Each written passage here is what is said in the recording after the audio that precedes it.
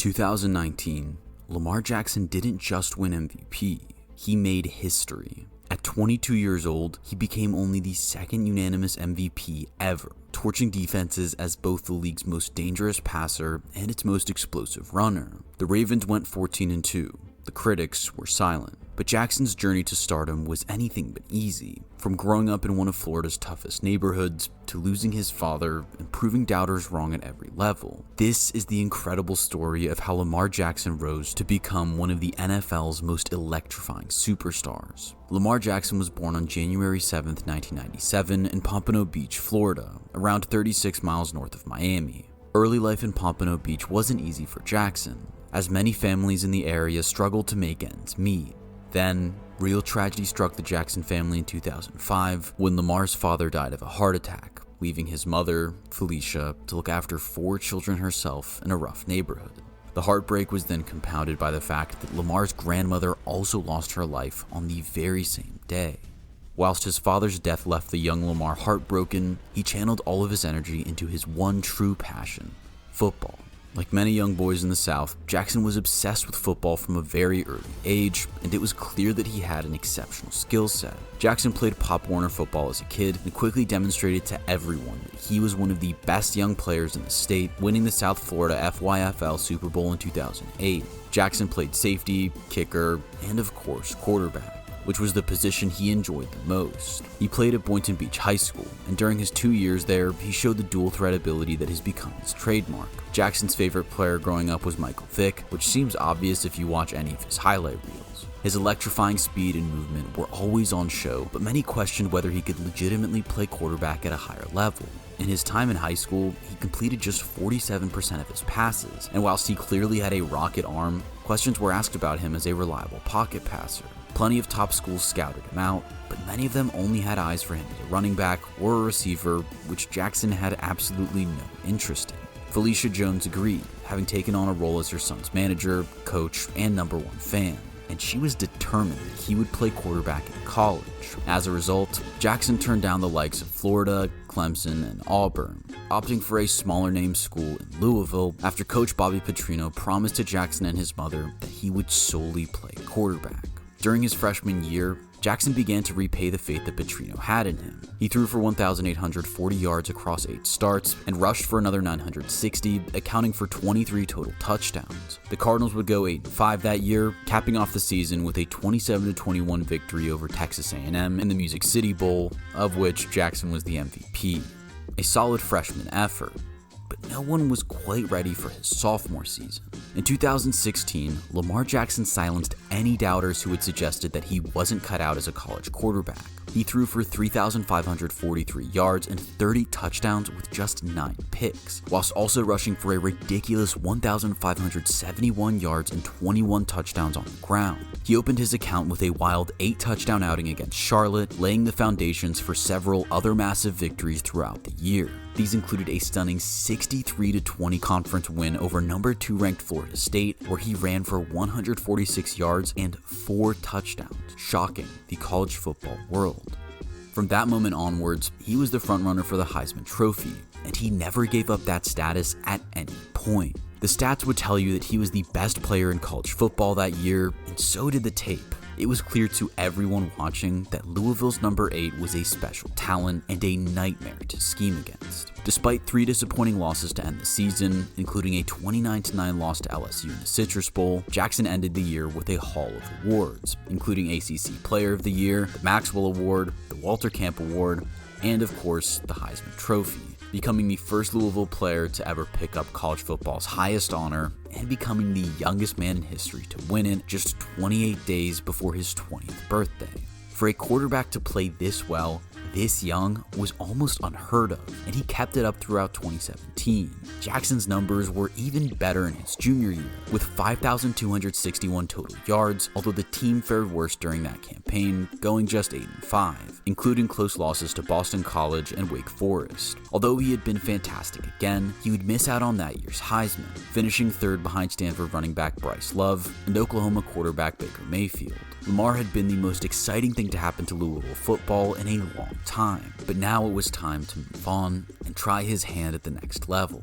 In January 2018, Lamar Jackson declared for the NFL draft, beginning months of conversation about, you guessed it, whether he was suited to play the quarterback position in the pros. Several pundits and NFL franchises figured that his speed and raw athleticism would be better utilized at wide receiver, despite the fact that he'd shown everyone just how good he was under center, proving himself to be the best in the nation at the collegiate level. Jackson was determined as ever to play quarterback and made the point of not participating in athletic drills like the 40-yard dash to make teams focus more on his passing skills. On April 26th, the NFL draft took place in Arlington, Texas, and Jackson was made to wait. And wait he did. 31 players were selected before Lamar Jackson that night, including 4 quarterbacks in Baker Mayfield, Sam Darnold, Josh Allen, and Josh Rosen. It took for the Baltimore Ravens to trade up for pick 32 to see what we'd seen all along and select Lamar Jackson with the very last pick of the first round. Baltimore were clearly excited by the potential that Jackson had, but he would have to wait for his chance to prove himself on the field. In 2018, the Ravens weren't looking to move on from Joe Flacco just yet, as the veteran lined up for his 11th season as a starter in Baltimore. It's hard to imagine 2 quarterbacks more different than Flacco and Jackson, but John Harbaugh was clearly happy to let the rookie sit behind the veteran and learn along the way. However, when Flacco went down injured in Week 10, Jackson would get his first chance in pro football. His first test would be a divisional clash against the Cincinnati Bengals, and there were definitely some teething problems. Jackson struggled, throwing for just 150 yards and an interception with a passer rating of 70.1.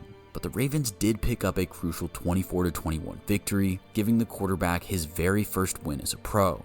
Lamar would have the starting job for the rest of the year, and whilst the Ravens did go 6-1 during this time, he wasn't exactly setting the world alight, throwing for just 6 touchdowns in his 7 starts and averaging less than 200 passing yards a game. Those who had doubted his ability to be a successful pro quarterback were only getting louder, particularly after his playoff debut against the LA Chargers. The Ravens put up just 3 points in the first 53 minutes of this one, with Jackson struggling to get anything going until it was too late, throwing 2 late touchdowns to bring the score to a more respectable 23-17.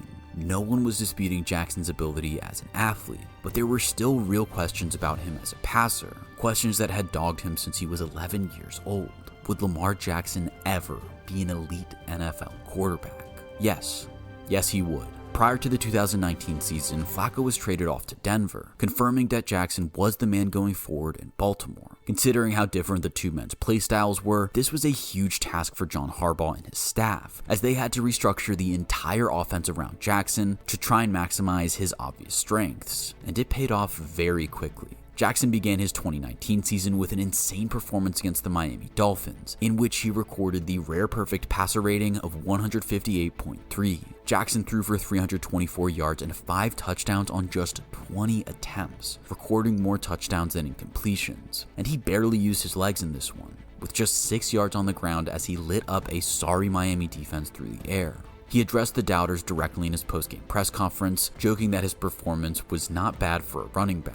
Jackson had showed off his deep ball with an 83-yard bomb to Hollywood Brown, but also shown the accuracy that his detractors had worried about for years. The good news for Ravens fans, though, was that Lamar was just getting started. After back-to-back losses against the Chiefs and Browns in weeks 3 and 4, the Ravens finished the year with a 12-game win streak, with Lamar Jackson the undeniable star of the show. Highlights included 5 passing touchdown games against both the Rams and Jets, and a 49-13 hammering of the Bengals, where Jackson again recorded a perfect passer rating, blowing out the Bengals on their home field. And on the ground, he was even better. Jackson broke the all-time record for rushing yards in a season for a quarterback with 1,206, taking that record from his childhood idol Michael Vick. At the end of the year, Jackson was unanimously crowned league MVP, having led the league in touchdown passes with 36 and a passer rating of 113.3. The Ravens' faith had been paid in full, as had the confidence that Jackson and his mother had in him the whole time. However, the playoffs would prove to be a disaster for Baltimore yet again. Despite being favored by 10 points against the Titans, the Ravens were humiliated 28-12 in a game that was never even close, with Jackson shouldering his share of the blame, throwing 2 picks and losing a fumble.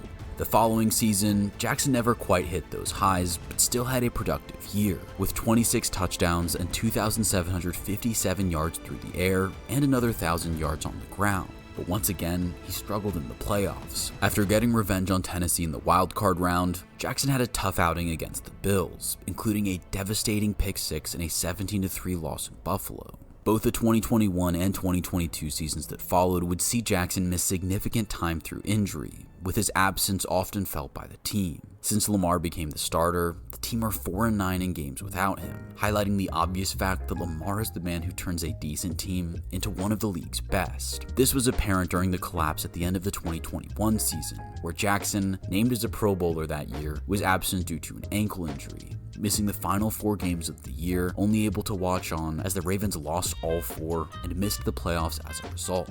During this time, the debate raged on about whether or not the Ravens should pay Jackson elite money, especially as he missed significant time due to injury, an eternal fear of having a running quarterback. But thankfully, after a protracted saga, the Ravens made the right call in April 2023, giving Lamar a $260 million 5-year contract and confirming his position as the face of the Ravens franchise. Since then, he's continued to show his worth, with a second MVP in 2023 before narrowly missing out to Josh Allen in 2024 in one of the closest MVP races in years. During a Christmas Day victory over the Texans in that 2024 season, Jackson overtook Mike Vick in all-time rushing yards for a quarterback before he'd even turned 28. Jackson is a true generational talent, and one who has changed the quarterback position since entering the league. As a result of his success, teams are far more willing to draft mobile quarterbacks higher in the draft, and are actively looking for them. However, the cases of Anthony Richardson and Trey Lance prove that they aren't all home run hits. Neither of these guys are Lamar Jackson, of course, but then again, very few men are. Every week, he's a nightmare to scheme against, as he fits that Baltimore offense perfectly and has helped turn them into one of the league's elite sides. Of course, we do have to talk about his playoff record, which isn't great. Jackson has gone just 3-5 in the playoffs, throwing 10 touchdowns and 7 picks in the process, as the Ravens still struggle to get over the hump. There's no denying that his playoff record so far as a pro is disappointing, but Lamar Jackson has spent over a decade of his life proving people wrong. From high school to college to the NFL, there's no doubt that Lamar has the tools to win a Super Bowl with the Ravens, and so far, betting against him has been a bad call time and time again. Time is on his side as well. Jackson has only just turned 28 and figures to remain an elite NFL quarterback for years to come. For a kid from a tumultuous upbringing in Florida to becoming a Heisman Trophy winner and 2-time NFL MVP, well, that's not bad for a running back.